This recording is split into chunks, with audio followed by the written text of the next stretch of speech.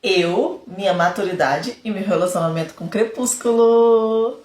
No vídeo de hoje eu gostaria de falar um pouquinho sobre a leitura do e-book Sol da Meia-Noite e do livro Crepúsculo. Como os dois fazem um contraponto sobre a mesma história, então eu decidi trazer as duas leituras num vídeo só. O filme ele foca muito no romance específico entre o Edward e a Bella, mas o livro ele traz alguns detalhes que faz a gente se aproximar mais dos personagens como um todo, tanto da família Cullen, quanto da família da Bella, quanto dos amigos. Então, no livro da Bella, a gente tem a visão dela de humana, que não sabia de nada do extraordinário que acontecia no mundo dela. Em relação ao Edward e a família dele, ela percebe que ele é diferente, mas não sabe diferente quanto, tipo, diferente mais o que de diferente, né? E até que ela descobre que ele é um vampiro e pra ela tá tudo certo. Ela é uma menina que nunca se encaixou, né? Ela até fala, começa o filme falando isso, que ela sempre se sentiu isolada, assim, do meio em que ela vivia. Então ela acha aquele mundo fantasioso super legal, assim. Já no livro na visão do Edward, é muito interessante a gente ver o contraponto que ele faz da visão dele como sendo o monstro, né? Na qual ele se identifica e por mais que ele e a família dele escolha viver uma vida o mais digno possível, tanto que eles são vegetarianos, se alimentando de sangue de animais ao invés de se alimentar de sangue humano, para tentar poupar a vida. Então a gente tem esse contraponto dele, falando que mesmo eles tentando ser as melhores pessoas que eles conseguem de acordo com aquele universo, ele ainda assim é um monstro. Eu acho interessante um diálogo que ele tem com ela, quando ela tá curiosa para saber sobre a origem dele, e ele fala, tipo assim, eu não sei te explicar por que a gente existe, mas de onde você veio? Ele devolve uma pergunta para ela. Você veio da evolução ou você veio da criação? E pelo que eu entendi do diálogo, ele até fala assim, seria ironia minha não acreditar que o mesmo Deus que criou um bebê foca não criaria um tubarão, sabe? Ele faz esse contraponto. Que até a questão da história dele gira em torno dessa questão. Ele é um monstro, ele não é um monstro? Ele é criatura de Deus ou ele está condenado? Ele tem alma ou ele não tem, sabe? Fica assim no ar. Um assunto que chama muita atenção, que é importante a gente discutir, que dá pra ver isso até nos filmes, é a questão da invasão do Edward no quarto da Bella. Que pra mim, assim, é o ponto mais alto da toxicidade, se é que essa palavra existe. De um traço tóxico nele, tá? De todos as reclamações que as pessoas fazem, que ele é possessivo, que ele é isso, que ele é aquilo, pra mim o pior e o mais monstruoso é essa questão da invasão do quarto. Como na visão dela, ela não tem essa noção que ele estava visitando ela antes dele contar pra ela que ele estava invadindo o quarto dela, então ela não consegue entender. Mas pela visão dele, ele mesmo fala que ele não seria melhor do que o pervertido invadindo o quarto dela, a ponto dele levar até lubrificante pra janela, pra não fazer barulho quando ele invadir o quarto, tá? Esse ponto, assim, eu acho muito... De tudo que acontece na saga toda, é o mais perigoso, assim, pra mim. Agora o restante, na questão dele estar sempre com ela, a questão do controle, que ele quer ter da situação, eu acho que é uma questão de diálogo entre os dois e que em momento nenhum, nem na visão dela, nem na visão dele, ela se contrapõe, sabe? Ela sempre quer que ele esteja muito perto, assim, por mais que isso seja uma coisa bem ruim. Ele justifica, né, a situação dele, falando que ele invade porque, primeiro, ele não admitia que ele estava apaixonado por ela, uma humana insignificante. E ele falava que ele invadiu o quarto dela, primeiro, para proteger ela, porque ela era muito, muito vulnerável, muito frágil, e que ela podia se machucar. E que um meteoro poderia atravessar a atmosfera da Terra e atravessar o telhado do quarto dela e matar ela. Nesse nível, assim, gente, ele é bem todas as ideias, sabe? Bem piruleibe. Muito tipo, Edward, para, né? Você tá passando vergonha? Pelo amor de Deus, meu querido. Então, essa é a questão que eu acho mais gritante, assim, do relacionamento dos dois. A justificativa que ele dá também, que ela fala dormindo. E a hora que ela começa a falar o nome dele nos sonhos, mesmo sem eles ter tanta proximidade, aí ele percebe que ela tá prestando atenção nele, mesmo sem ele querendo tá mantendo uma distância dela. Aí ele fala, tipo assim, como assim ela fala de mim, dormindo? E ele, como ele, nesse universo de Crepúsculo, os vampiros não dormem, ele acha muito fascinante, então ele fica observando ela. Uma coisa muito interessante que eu gostei demais no livro da visão do Edward é a questão do desenvolvimento da família Cullen. Ali a gente vê diálogos que não tem no filme e que deixa o filme um pouco raso, sabe?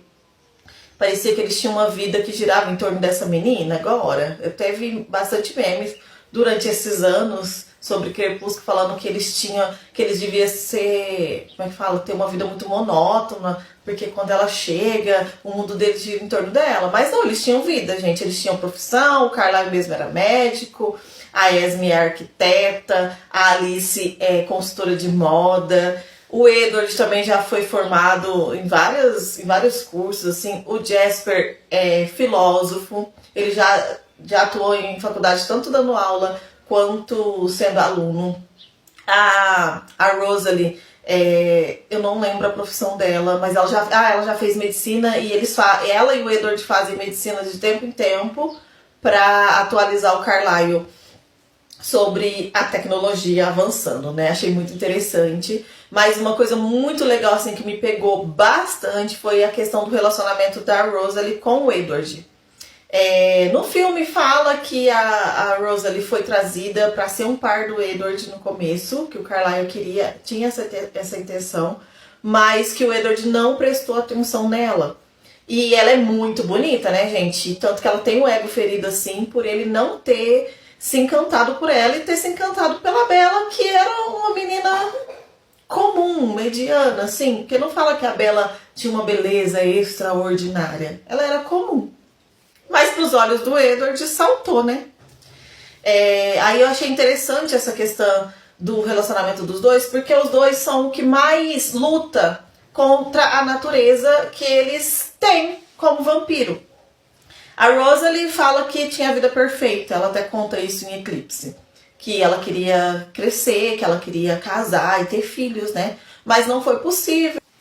Já o Edward luta contra a natureza dele, porque durante um tempo ele foi criado pelo Carlyle, né? Ele foi o primeiro que o Carlyle conseguiu transformar depois das andanças dele, tentar procurar outros vampiros que se alimentassem de sangue animal e não de sangue humano, porque o Carlyle tem uma filosofia de vida, então ele tenta manter a dignidade assim, e é daí que vem esse dilema do Edward. Então, como ele foi criado pelo Carlyle, e ele tem um sentimento muito forte pelo Carlyle como pai, e ele tem essa pressão dentro dele de ser perfeito como pai, sabe? De se parecer com o pai. Então ele luta contra essa natureza dele porque durante um tempo, os primeiros anos dele como vampiro, ele se rebelou e saiu pra fazer caçadas de humano.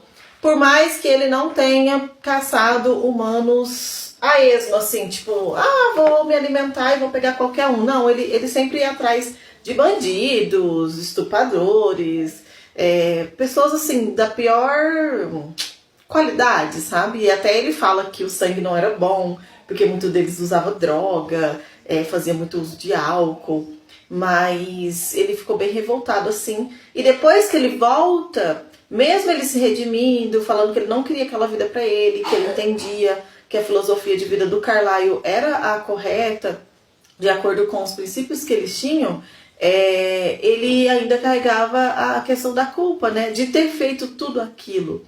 Tanto que ele fica o tempo todo falando que ele é um monstro. Por mais que ele matava pessoas que não iria fazer diferença de estar na Terra, ou melhor, as pessoas que ele foi atrás eram pessoas que iriam fazer mal, então ele meio que estava ajudando a humanidade, mas ele não se sente o herói, sabe? Ele mesmo fala que ele não é o herói, ele é o vilão.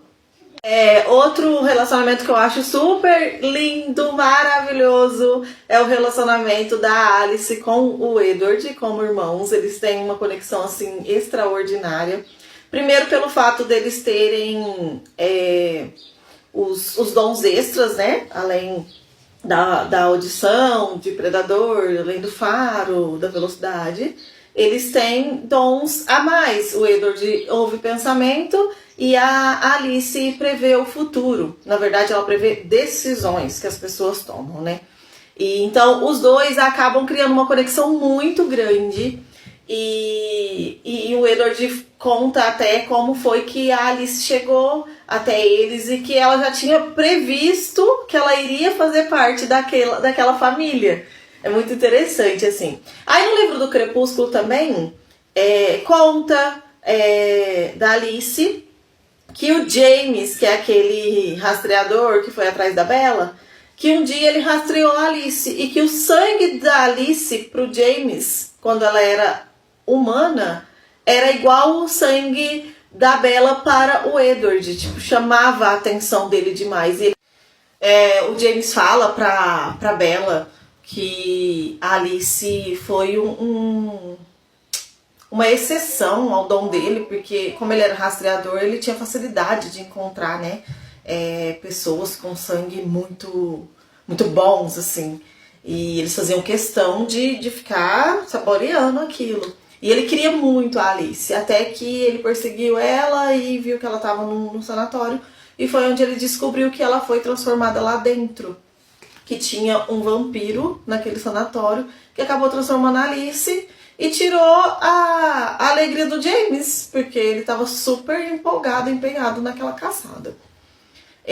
Voltando para a conexão da Alice com o Edward, eu achei lindo, assim, tipo, mesmo que eles não tenham os laços de sangue, mas eles se pertencem como família, sabe? Eles são irmãos mesmo. Eu fiquei, assim, encantada. A família Cullen como um todo, até o Carlisle, mesmo ele sendo muito novo, gente, pode não parecer, mas ele tem 23 anos, há 300 e tantos anos, mas ele tem 23 anos, ele foi transformado quando ele tinha 23 anos. E a Esme tem 26. E o sonho dela era ser mãe.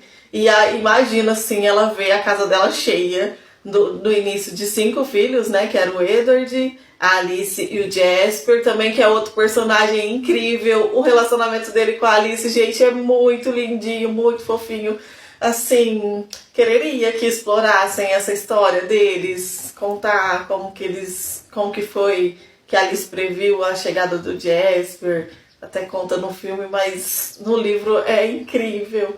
O Emmett, gente, o Emmett, assim, ó, ele é aquilo que ele é no filme. Até o Edward fala que ele não pensaria nada que ele não falasse. Então o Emmett é aquele que bateu, levou. Ele não tem tempo ruim com ele, gente, o fortão lá, né? Então, ele é daquele jeito mesmo, não tem muito o que acrescentar. A Rosalie é extremamente apaixonada nele. Eles casam, gente, de tempos em tempo, porque o Emmett ama ver ela feliz, vestida num vestido de noiva. Ai, meu Deus do céu, tudo pra mim, né? E eles têm tempo, né, gente? Dinheiro pra fazer isso. Outro detalhe que não fala muito no filme sobre os pais da Bella, que provavelmente o Edward não consegue ouvir a mente dela porque é um problema genético. Olha só, a mãe da Bella tem uma mente que fica gritando ordens o tempo todo. O Edward fala que ele ouviu ela chegando, ele reconheceu a voz mesmo sem ter ouvido ou visto ela antes, que era familiar, mas ele não sabia quem que era. A hora que ele vê ela, que ela começa a falar, mas que ele ouve também os pensamentos dela, ele percebe que a mente dela grita mais do que a voz dela. E a mente do Charlie, que o Edward consegue ler, mas ele consegue ler fragmentos. Tipo, ele só consegue ter noção sobre o que ele tá pensando, mas não pensamentos concretos, sabe? Então é muito interessante. Ele fala no livro que ele queria muito saber qual foi a junção de mentes extraordinárias que juntou e deu o resultado da mente da Bella, que ele não consegue ler nada. Não só ele não consegue ler a mente dela, como o Aro em Lua Nova não consegue ler a mente da Bella. A Jane não consegue fazer ela sentir dor, porque são poderes que atuam na mente, e a Bella tem um escudo, assim, né? É muito interessante a hora que ele fala desse contraponto do pai, que é muito calmo, e da mãe, que tá o tempo todo agitada. Bom, gente, não é novidade pra ninguém que eu já amo a saga, né? Fiquei um pouco decepcionada agora que eu tô lendo os livros, porque tem muito detalhe nos livros, né, gente? Que deveria ter ido pra não ter ficado raso. Aí eu fico pensando assim, eu já vi pessoas falando assim, mas é porque se eles colocassem tudo que tava no livro, ia ficar um filme muito grande. Mas, gente, daí... Quem é fã, assiste o tanto que for. Eu assistiria, gente, o Crepúsculo se tivesse 3 horas. Assistiria. Mas por questão de foco, né? Assim como eu comecei esse vídeo falando. Então eles decidiram focar num cerne e foi. Mas tem muito diálogo, muita coisa que explica muita coisa também naquele universo, que fica meio solto. Porque os vampiros de Crepúsculo são um universo à parte, né? Dos outros vampiros. Eles não pegam fogo no sol. Eles não dormem. Eles não choram. Então... tem coisas no livro que explica, e no filme ficou meio vago. Mas assim, ó, estou encantada na leitura, tô amando essa viagem. Pra mim, é uma extensão do filme, tipo, tudo que eles não colocaram no filme, o livro tem, e tá tudo certo. Na minha cabeça é aqueles atores ali interpretando, e tá tudo certo. Espero que vocês estejam gostando de acompanhar essa série aqui comigo. E logo logo vai ter sobre o livro Lua Nova. Me aguarde!